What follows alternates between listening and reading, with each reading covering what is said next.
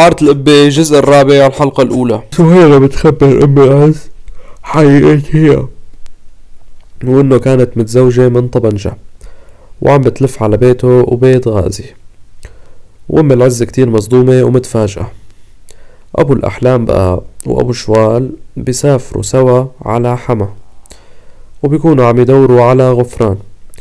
أم عبد الحي بتقله إنه غفران ما اجت على حما. أبو شوال بيكون كتير متفاجئ ومصدوم، وبيقول لوين بدها تروح وهي حامل. أبو الأحلام بيقول خلينا نرجع على الحارة ويمكن تكون رجعت على الحارة وعلى البيت. لما بيرجعوا على الحارة أبو شوال بيروح لعند أم كامل كرمال يحكي معه، وبيعرفوا بإنها هربانة وإنه سرقوا أبو العز وكل شي بيملكه. أبو العز كتير مقهور ومتضايق، وكيف قدرت هي بتضحك عليه كل هالفترة وتشلحه كل مصرياته من دون ما يحس. اشترك